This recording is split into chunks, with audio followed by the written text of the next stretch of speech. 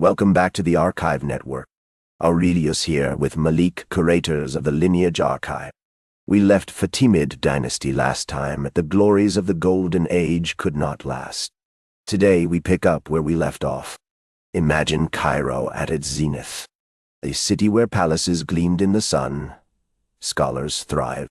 The Fatimid court was a spectacle.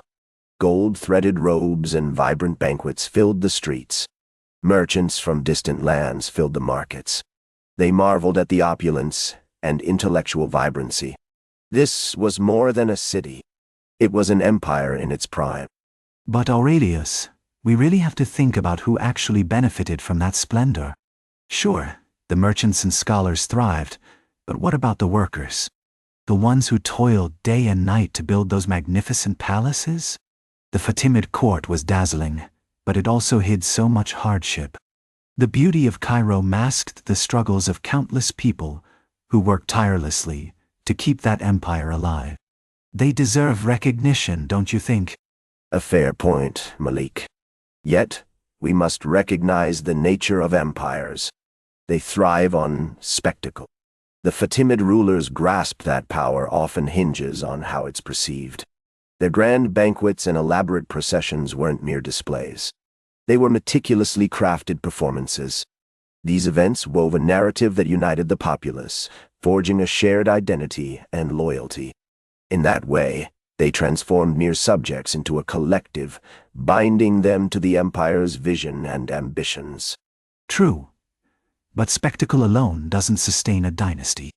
When Al-Aziz and al-Hakim ruled, they really had to navigate the delicate balance of faiths within their empire.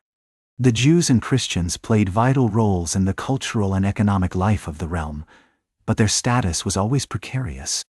One misstep, and tolerance could shift to persecution overnight, as we saw with al-Hakim's notorious edicts. It reminds us that the human cost of power is always significant, affecting real lives. Al-Hakim's actions were unpredictable, to say the least. His edicts really laid bare the volatility of power in a way few could have anticipated. The destruction of the Church of the Holy Sepulchre sent shockwaves through Christian communities across the region. It wasn't just an attack on faith. It underscored how fragile tolerance can be in a diverse empire. Such decisions were crafted with a chilling political precision, reminding us that faith can often be a pawn in larger games. Political maneuvers, yes, but at what cost? The ramifications of al-Hakim's decisions were immense. They didn't just hit the elite. They trickled down to everyday people trying to survive. Take the assassination of Badr al-Jamali, for instance. It sent shockwaves through the community and created an atmosphere of fear. Power struggles became lethal, and trust evaporated in the palace corridors, leaving everyone on edge. You could see it in the eyes of the people. They knew danger lurked around every corner. Assassination was a grim reality in Fatimid politics, a fact we can't ignore. The complexity of their bureaucracy demanded unwavering loyalty from rivals, yet that was often a tall order. The reliance on mercenary armies only added to the chaos.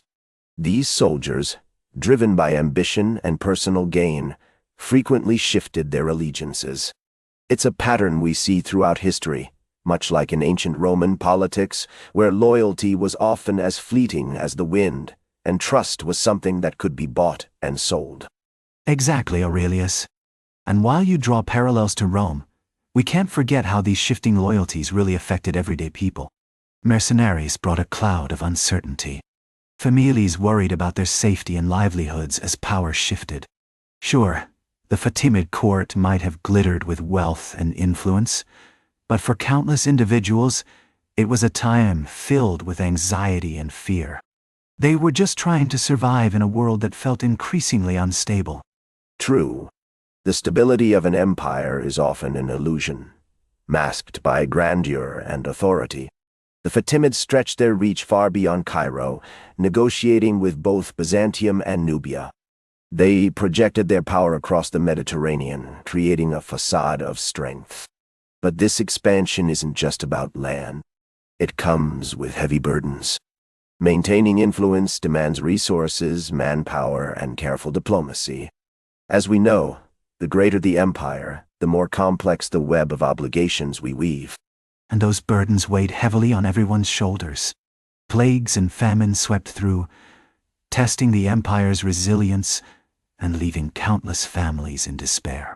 The Fatimids had such grand visions, but the reality of daily life often felt overwhelming. When an empire overreaches, it risks fracturing from within.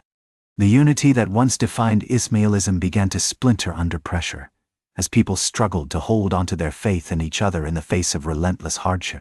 The Golden Age shimmered with promise, but let's not kid ourselves. The cracks were there for all to see. The Fatimid court, lavish as it was, faced a growing list of challenges. Rivalries simmered just beneath the surface, and dissent was creeping in like a shadow. This turmoil threatened to undermine the very foundation of the empire.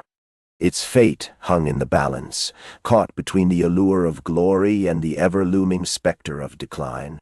Such is the nature of power. A precarious balance for sure. The next chapter will dive deep into how these tensions boiled over. As the empire's rivals circled like vultures, the once mighty Fatimid facade started to show cracks. The glory of their past couldn't protect them forever. The unraveling of the Fatimid dream is on the horizon, and it's going to be a tumultuous tale. We'll see how ordinary lives were affected, caught in the crossfire of ambition and betrayal. The Fatimid court, once a vibrant hub of culture and power, now stands at a crossroads filled with uncertainty. The splendor that defined its golden age is fading, and rivalries are rising, threatening to engulf the empire in conflict. We've seen this before in history. The greatest empires often crumble from within, consumed by their own ambition and discord.